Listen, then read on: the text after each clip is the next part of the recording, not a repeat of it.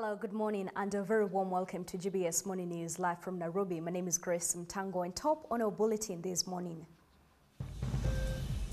Another road carnage. 4 people confirmed dead after a road accident due to overspeeding at Githurai 45. And leaders contesting the ban of Mira Meru leaders demand an answer from the High Commissioner. And it's all system go as the ball at papers with Mutula's name already referred to Makueni.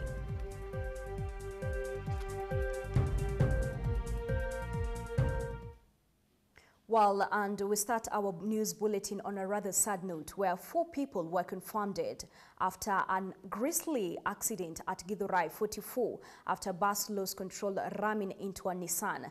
The bus that is said to had been overspeeding got off the road, knocked down passengers and vendors besides the ever-busy road. Now, this tragedy incident happened near the infamous Githurai roundabout, where cases of vehicles overspeeding have been repeatedly mentioned, with the Githurai buses being on the spot. Now, the injured were rushed to St. Mary's and St. John's Hospital, where they are receiving treatment. According to an eyewitness, the number of those who've succumbed to this accident could be more than 4, contrary to the number of the area OCPD that he confirmed. Now, the OCPD further called upon all road users to observe strictly the road rules and avoid crossing over roads, especially where bridges have been put up. Well, it's a very sad report. Now, elsewhere, a delegation from Meru County led by the Senator Kiraito Murungi and Governor Peter Munya have presented their petition against United Kingdom's bill to ban miraa trade to the British High Commission. The delegation says Britain does not have any convincing reasons for the move, since no scientific research shows that miraa is harmful to health of the user. They say it is unfair for the UK to make the move, since it will adversely affect the economy of the country for no good reason. Well, and now to a report that will be making headlines today. Few hours to the hyped Makueni by-elections, the Institute of Education in Democracy and Elections Observation Group, ILOG, braced themselves in readiness for the elections. Now, the 2 observation groups said they will have a parallel tabulation to that of the IEBC in order to ascertain the accuracy of the results.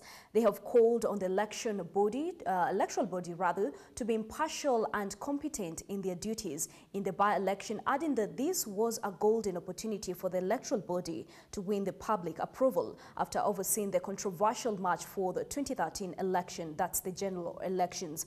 Now, they have also given a few recommendations they believe would help the IEBC in conducting the elections. Here's Eric Monene with that. Well, thank you so much, Eric Monene. And indeed, he will be there. He is actually there at Makueni today, and he'll be following on that, so stick around. Now, elsewhere, Nairobi residents have been urged to brace for a water shortage in the offing following a scheduled shutdown next week of the Ngethu treatment plant that provides 84% of water in the city. The shutdown, scheduled for 36 hours, is to repair the plant to reach better standards and increase water production. Francis Geshuki, Managing Director of Nairobi Water Company, says that Mutango intake works were damaged and need to be rehabilitated in preparation of the coming rains. Let's have a look at that. Well, thank you so much, Diana Mbogo, for that, and we hope that Nairobi residents will prepare for that as the Ngethu plant shuts down for repair. Now, elsewhere, Kigumo, Member of Parliament Jamlek Kamau, has told of former Prime Minister Raila Odinga for his recent anti-government remarks when he on Tuesday launched a scathing attack on President Kenyatta's government, accusing it of governing with an iron fist. Now, Kamau said it is vital for Raila Odinga to understand that he lost in the last general elections and move on from post-election politics. Let's have a look at that by our reporter Caroline Mora. And now to matters of insecurity. Insecurity in Ruiru, Kiambu County has continued to worsen, with border operators bearing the brunt of the reported cases. Now, according to these operators, the situation cannot be blamed on them, but on the lethargy from the Ruiru police officers. More than 500 boda operators yesterday resorted to yet another demonstration to protest this state of affairs as they headed to bury one of their colleagues who was killed last week. Well, thank you so much, Agnes Minor, for that report. Now, elsewhere, all nurses currently working on contract basis have petitioned the government to consider reviewing their terms to permanent jobs and improve their working conditions. This comes as the Kenya National Union of Nurses has since given the government a 2-week ultimatum to address the matter, failure to which they will resort to an industrial action. Well, and now from political matters, the chairlady of Riandegua Mothers Union voiced her support to the marriage bill, insisting that this will go a long way in eliminating some inequalities women have had to bear with. She was speaking during a donation of clothing and foodstuff from St. Stephen Church Riandegua to Kandara Children's Home. Let's have a look at that. Well, and now to our news roundup. 4 robbers were killed by police in Karioko after stealing a car with a tracking device. Also, the possibility that police communication equipment made it possible to spread the police go-slow rumor. This has been said by the Interior Principal Secretary Mutea Iringo. This and more in our news roundup.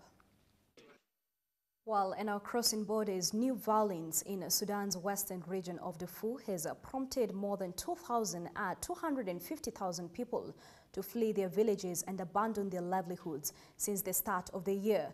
Now, the security situation in this war-torn region remains volatile. Fighting between the government of Sudan and non-signatory movements on one hand and intra-ethnic clashes on the other hand have led not only to loss of life but also to a situation of protracted displacement, social-economic dislocation and loss of property for the civilian populations caught in the crossfire. Here's Josephine Owera with that.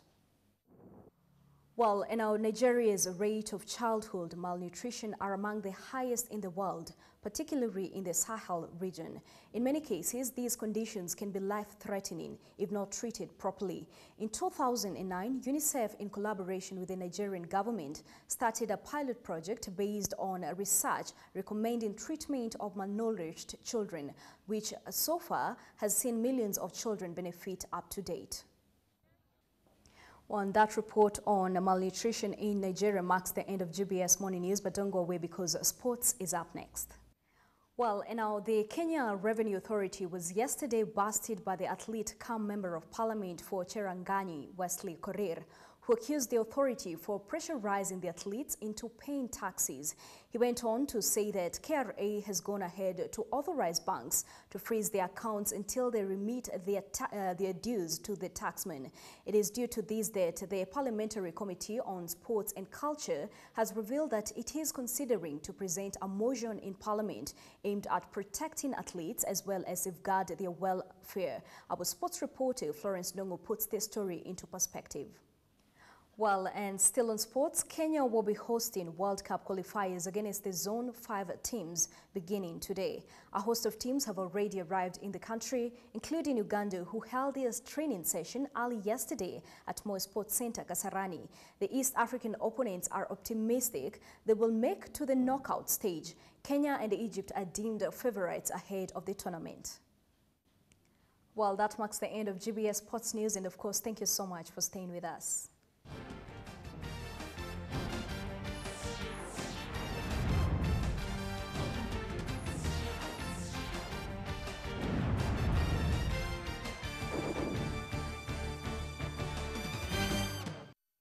Well, and before we start our day, let's have a quick look at today's weather forecast.